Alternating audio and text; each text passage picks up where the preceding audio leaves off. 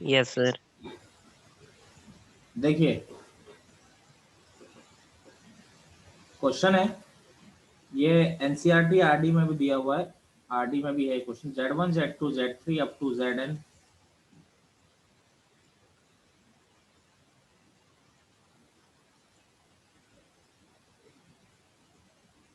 Are complex number such that modulus Z1 equal to modulus Z2 equal to modulus Zn equal to 1। यानी जितने भी complex number है सबका modulus 1 है। आपको गिवन है 1/Z1 plus 1/Z2 plus 1/Z3 plus 1/Z1 equal to 1। Then आपको find करना है mod Z1 plus Z2 plus Z3 plus dash dash आपको Z1। देखिए स्टार्ट करते हैं, जो गिवन है उससे स्टार्ट करते हैं। 1/Z1 plus 1/Z2 plus 1/Z3 plus 1/Zn equal to 1। ठीक है, अब देखिए यहाँ पर सबसे पहले हम लोग बात करते हैं। तो देखिए Z1 Z2 Z3 up to Zn complex number है। एक प्रॉपर्टी मैंने पढ़ाई थी, first of all Z bar is equal to क्या होता है, मॉड Z का होल स्क्वायर। किसी Yes. कॉम्प्लेक्स नंबर को अगर उसके कॉन्जुगेट से मल्टीप्लाई किया जाए तो मॉड Z। अब मेरा ध्यान मॉड Z की तरफ जा क्यों रहा है, क्योंकि आपको सबका मॉडुलस दिया हुआ है, modulus Z1 equal to modulus Z2 equal to dash dash modulus Zn equal to 1। ठीक है, तो 1/Z1। तो देखिए मैंने यहाँ पर Z1 बार से मल्टीप्लाई डिवाइड कर दिया, यहाँ पर Z2 बार से मल्टीप्लाई डिवाइड कर दिया, यहाँ पर Z3 बार से मल्टीप्लाई डिवाइड कर दिया, यहाँ पर Zn बार से मल्टीप्लाई डिवाइड कर दिया। अब देखिए ये Z1 बार अपॉन नीचे Z1 बार क्या हो गया, मॉड Z1 का स्क्वायर। ये Z2 बार अपॉन ये Z2 बार क्या हो गया, मॉड Z2 का स्क्वायर। ये Z3 bar upon mod Z3 का square. Zn bar upon mod Zn का स्क्वायर। अब देखिए आपको ये गिवन है कि mod Z1 mod Z2 mod Z3 1 है, तो नीचे वाला डिनोमिनेटर तो सारे 1 हो गए। तो ये हो गया Z1 bar plus Z2 bar plus Z3 bar plus dash dash Zn bar is equal to क्या आ रहा है, आपका 1 आ रहा है। अब देखिए एक प्रॉपर्टी और आपको बताई गई थी, आपको याद हो कि Z1 प्लस Z2 का होल बार हो तो इसको आप Z1 बार प्लस Z2 बार लिख सकते हैं, और n नंबर्स के लिए भी ये वैलिड है। तो यहाँ पर Z1 bar plus Z2 bar plus Z3 बार है, तो इसको Z1 plus Z2 plus Z3 plus dash dash Zn का होल बार लिख सकते हैं, इज इक्वल टू क्या आ रहा है, आपका 1 आ रहा है। क्लियर है। Yes, sir. अब देखिए यहाँ पर Z1, अब देखिए एक प्रॉपर्टी और आपको बताई गई थी कि किसी कॉम्प्लेक्स नंबर का मॉडुलस और उसके कॉन्जुगेट का मॉडुलस दोनों के दोनों क्या होते हैं आपके, सेम होते हैं। सेम। अब यहाँ पर ये कॉन्जुगेट का मॉडुलस 1 आ रहा है, तो इसका मतलब नेचुरल सी बात है जो कॉम्प्लेक्स नंबर होगा Z1 plus Z2 plus Z3 plus Zn ये भी किसके बराबर होगा, 1 वन। के। और यही आपसे पूछा गया है कि modulus Z1 plus Z2 plus Z3 dash dash up to Zn किसके बराबर है आपका, यही तो आपका क्वेश्चन था कि ये किसके बराबर आ रहा है। तो just for you property use करके आपका सीधा सीधा इसकी वैल्यू किसके बराबर आ रही है, 1 के लिए। बोर्ड के लिए भी बहुत इंपॉर्टेंट क्वेश्चन है, कॉपी करिए। तो नेक्स्ट टाइप का प्रॉब्लम है,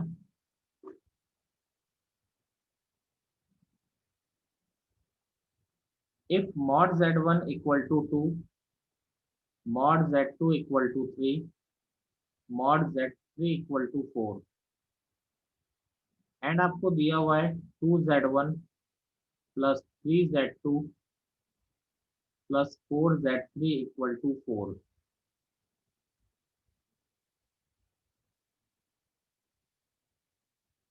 then the expression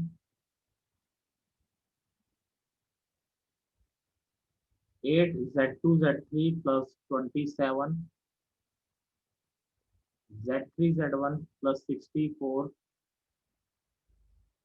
Z1 Z2 इसका वैल्यू आपसे पूछ रहा है और ये दे रखा है। ठीक है, अब देखिए स्टार्ट करते हैं। यहाँ पर भी क्या है, मॉड Z1 का वैल्यू गिवन है, मॉड Z2 का वैल्यू गिवन है, मॉड Z3 का वैल्यू गिवन है। आपको इसका वैल्यू निकालना है। देखिए 8Z2 Z3 27Z3 Z1 plus 64Z1 Z2। देखिए यहाँ पर हमने क्या किया, मैंने Z1 Z2 और Z3 को कॉमन निकाल लिया। आप मेरे स्टेप पे ध्यान दीजिएगा, Z1 Z2 Z3 को कॉमन निकाला, क्या बचेगा यहाँ पे 8/Z1, यहाँ बचा 27/Z2, यहाँ बचा 64/Z3। अब एक प्रॉपर्टी मैंने आपको बताई थी कि modulus Z1 Z2 Z3 up to Zn, बहुत सारे भी हो जाएंगे तो भी आप mod Z1 mod Z2 up to mod Zn लगाएंगे। तो यहाँ पर ये प्रोडक्ट में आ रहे हैं, तो इसको mod Z1 into mod Z2 into mod Z3 into 8/Z1 plus 27/Z2 plus 64/Z3, ऐसा लिख सकते हैं। अब देखिए मॉडुलस Z1 का वैल्यू 2 है, मॉडुलस Z2 का वैल्यू 3 है, मॉडुलस Z3 का वैल्यू 4 है। अब क्या आ गया 8/Z1। अब देखिए नीचे से Z1 खत्म करने के लिए मैंने Z1 बार से मल्टीप्लाई डिवाइड कर दिया, कोई फर्क नहीं पड़ा। मेरी बात क्लियर है आपको? Yes yes sir. Z2 into Z2 बार 64, Z3 बार Z3 इंटू Z3 बार, ये तो 4 इंटू 3 12 इंटू 2 24 हो गया। यहाँ क्या हो गया 8Z1 बार अपॉन Z, आप एक प्रॉपर्टी जानते हैं Z इंटू मॉड जेड का स्क्वायर।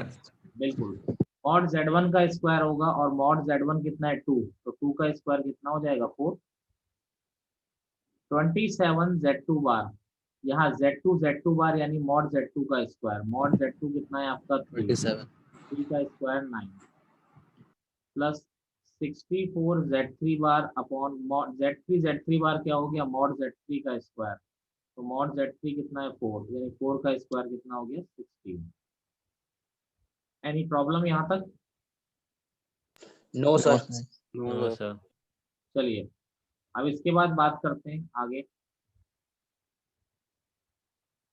कि 24 ये हो गया 2Z1 बार प्लस 3Z2 बार प्लस 64Z प्लस सॉरी ये 64 नहीं, यहाँ पे क्या आएगा 4Z3 बार। एक प्रॉपर्टी हम बहुत अच्छी तरह जानते हैं, mod Z1 bar plus Z2 bar plus Z3 bar equal to आप क्या लिख सकते हैं Z1 plus Z2 plus Z3 का होल बार लिख सकते हैं। Yes sir. तो इसको आप क्या लिख सकते हैं 2Z1 plus 3Z2 plus 4Z3 का होल बार।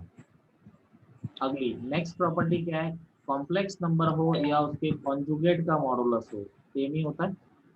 यस तो इसको क्या लिख सकते हैं दोबारा 2Z1 3Z2 प्लस 4Z3। अब फायदा क्या हो गया, इसका वैल्यू क्वेश्चन में दे रखा है, ये दे रखा है देखिए इसका वैल्यू कितना है 4, ठीक है। तो आपका क्या आ गया 96, आपका क्या आ गया आंसर आ गया। Any problem? No sir. Sir. Copy करिए। अब देखिए कई बार क्या होता है इसके प्रॉब्लम्स में ऐसे लगता है कि हमने पढ़ा नहीं है, ठीक है, वो आपकी सिंपल नॉलेज चेक करता है। देखिए जैसे if imaginary part of z is equal to 2 and z1 is equal to 1 plus iota, then the minimum value of mod z minus z1, तो आपसे बोल रहा है इसकी मिनिमम वैल्यू बताइए। ये 2, mod of z minus mod of z1। चलिए 2√2, third 1 है, फोर्थ 1/√2। पहली बात तो ये जो आपने बोला वो गलत बात बोली है, ठीक है, अलग अलग नहीं कर सकते ऐसे मॉड, अभी बताएंगे प्रॉपर्टी। सर आपने मिनिमम बोला है ना इसलिए। नहीं आपने फिर भी गलत बोला। तो z इज इक्वल टू आपका क्या है x प्लस आयोटा y अगर हम मान लेते हैं, तो इमेजिनरी पार्ट ऑफ z 2 है, तो इमेजिनरी पार्ट ऑफ z हमारा क्या होता है y होता है, और y आपका क्या आ रहा है 2 आ रहा है।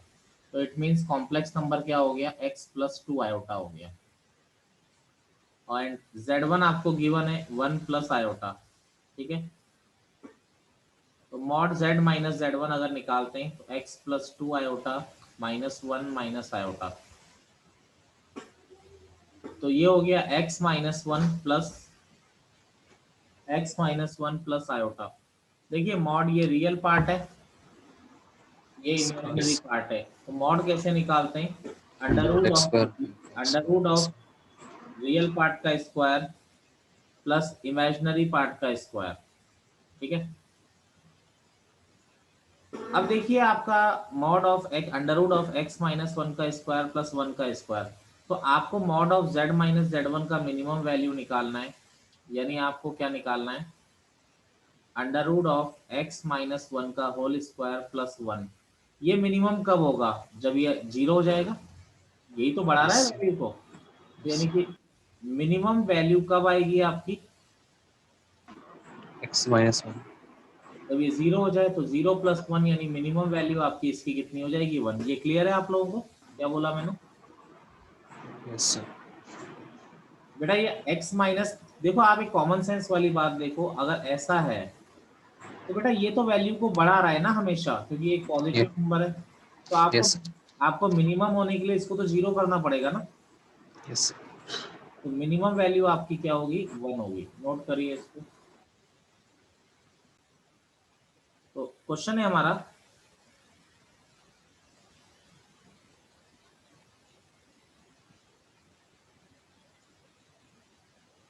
if both roots of the equation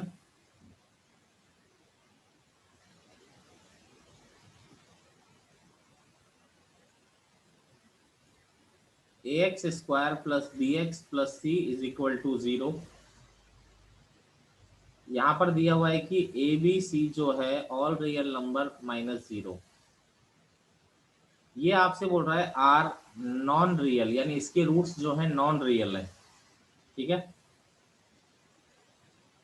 if theta denotes the principal argument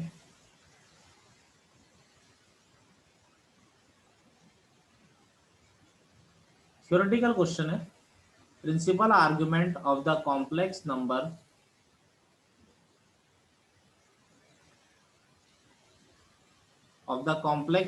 z is equal to a plus iota c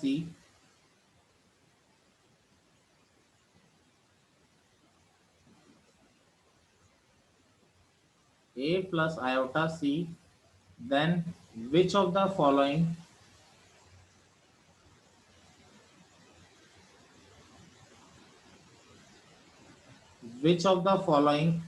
option, line को ढंग से समझिएगा, ऑप्शन इज नेसेसरली ट्रू। बड़ी सिंपल सी बात मैंने बोली है क्वेश्चन में। First, theta not belongs to minus pi to minus pi by 2, theta belongs to pi by 2 to pi, theta not belongs to minus pi by 2 to 0, theta not belongs to 0 to pi by 2। थोड़ा सोचिए बस, ज्यादा कुछ नहीं करा मैं दूंगा, ऐसी कोई दिक्कत नहीं, 2 मिनट दे रहा हूं। Complex number z is equal to a plus iota c है। भैया आर्ग्यूमेंट हम किस बेस पे डिसाइड करते हैं? आर्ग्यूमेंट हम इस बेस पे डिसाइड करते हैं कि भाई a और c पॉजिटिव है नेगेटिव है, फर्स्ट क्वाड्रेंट में आ रहा है, सेकंड क्वाड्रेंट में आ रहा है, कौन से क्वाड्रेंट में आ रहा है, इसी बेस पे हम डिसाइड करते हैं। 0 पाई बाई 2 पाई, ये माइनस पाई बाई 2, ये आपका ये क्या हो जाएगा? माइनस पाई बाई 2, ये क्या हो जाएगा आपका? माइनस पाई हो जाएगा। ठीक है, इसी बेस पे हम लोग डिसाइड करते हैं आर्ग्यूमेंट को। अब यहाँ पर देखिए इसने अब ए और सी डिसाइड करने के लिए हिंट दिया इसने कि इसके रूट क्या है? इमेजिनरी है। रूट इमेजिनरी मतलब डी क्या आ रहा है बेटा? Less than 0। D less than 0 मतलब b square minus 4ac less than 0 आ रहा है, यानी b square is less than 4ac। अब ये बी स्क्वायर एक पॉजिटिव क्वांटिटी होगी, इसका मतलब ac जो है वो पॉजिटिव क्वांटिटी से बड़ा है, तो हम ये कह सकते हैं कि ac जो है एक पॉजिटिव नंबर है। अब दो नंबर का प्रोडक्ट पॉजिटिव कब हो सकता है? बोलो जी, 2 नंबर का प्रोडक्ट पॉजिटिव कब हो सकता है? जब दोनों के साइन दोनों सेम माइनस हो, दोनों प्लस हो। तो इसका मतलब क्या हुआ, या तो ए बी पॉजिटिव है और सी बी पॉजिटिव है, या फिर क्या हुआ, ए बी नेगेटिव है और सी बी नेगेटिव है। Yes, sir. अगर दोनों पॉजिटिव है तो कॉम्प्लेक्स नंबर इस क्वाड्रेंट में आ रहा है, तो जो थीटा आएगा वो 0 से π/2 के बीच में आएगा। और अगर दोनों नेगेटिव है तो कॉम्प्लेक्स नंबर इस क्वाड्रेंट में आ रहा है, यानी जो थीटा आर्गुमेंट आएगा प्रिंसिपल, वो कहां से कहां के बीच में आएगा, -π से -π/2 के बीच में आएगा। मेरी बात समझ पा रहे हैं आप लोग? तो अब या तो फर्स्ट क्वाड्रेंट में होना चाहिए, थर्ड क्वाड्रेंट में होना चाहिए। देखो फर्स्ट ऑप्शन देखिए, ये बोल रहा है थर्ड क्वाड्रेंट में नहीं है, तो ये ऑप्शन गलत है। ये बोल रहा है सेकंड क्वाड्रेंट में, ये भी गलत है। ये बोल रहा है कि फर्स्ट में नहीं है, तो ये भी गलत है। एक ही बचा जो करेक्ट है। Yes. या बढ़िया है। सर आपने टाइम टेबल नहीं बताया।